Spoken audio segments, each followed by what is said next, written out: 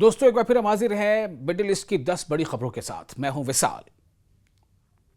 امریکہ اور ایران مذاکرات دوبارہ شروع ہونے جا رہے ہیں۔ امریکی صدر ڈونلڈ ٹرمپ نے کہا ہے کہ ایران کے ساتھ نئے مذاکرات پیر سے شروع ہوں گے۔ مذاکرات میں اب نئے ہرمز اور ایران کے جوہری پروگرام پر بات ہونے کی توقع ہے۔ ٹرمپ نے ایران پر ممکنہ حملے بھی مؤخر کر دیے۔ دونوں ممالک کے درمیان کشیدگی کم کرنے کی کوششیں جاری ہیں۔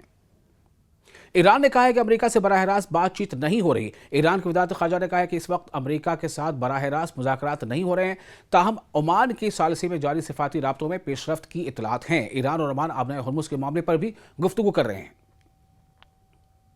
غزہ میں اسرائیلی حملے جاری۔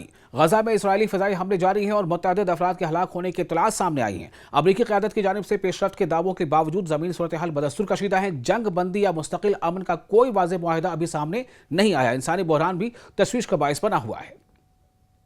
حماس کو غیر مسلح کرنے کے مجوزہ معاہدے پر بحث۔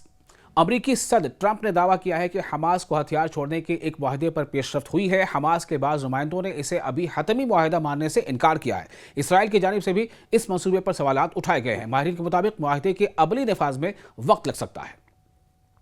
سعودی ولی عہد نے کشیدگی کم کرنے پر زور دیا۔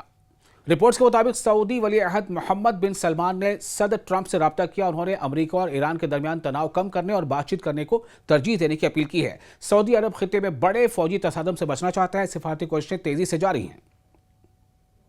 اسٹریٹ آف ہرمز کے مستقبل پر غیر یقینی صورتحال۔ اسٹریٹ آف ہرمز عالمی تیل تجارت کا اہم راستہ ہے۔ ایران اور عمان کے درمیان اس کے بارے میں مذاکرات آخری مراحل میں بتائے جا رہے ہیں۔ عالمی منڈیاں اس پیش رفت کو بہت اہمیت دے رہی ہیں۔ کسی بھی رکاوٹ سے تیل کی قیمتوں پر بڑا اثر پڑ سکتا ہے۔ مغربی کنارے میں آباد کاروں کے تشدد پر تشویش۔ اقوام متحدہ اور انسانی حقوق کے اداروں نے مغربی کنارے یعنی ویسٹ بینک میں بڑھتے ہوئے آباد کاروں کے تشدد پر تشویش ظاہر کی ہے۔ حالیہ واقعات میں فلسطینی شہریوں کے زخمی ہونے کی اطلاعات ہیں۔ علاقے میں سیکورٹی صورتحال بدستور نازک ہے۔ بین الاقوامی برادری تحمل اختیار کرنے کی اپیل کر رہی ہے۔ لبنان میں کشیدگی کم کرنے کی کوشش ہے۔ لبنان کے جنوبی علاقوں سے متعلق سفارتی رابطے جاری ہیں۔ رپورٹس کے مطابق بعض فوجی اقدامات کو مؤخر کیا گیا ہے تاکہ خطے میں حالات مزید خراب نہ ہوں۔ امریکہ اور دیگر فریقین کشیدگی کو پھیلنے سے روکنا چاہتے ہیں۔ یمن سے علاقائی بحری سیکورٹی خطرات۔ یمن کے حوثی گروپ کی جانب سے بحری راستوں کے بارے میں سخت پابندیاں بیانات آئے ہیں۔ تشویش بڑھی ہے۔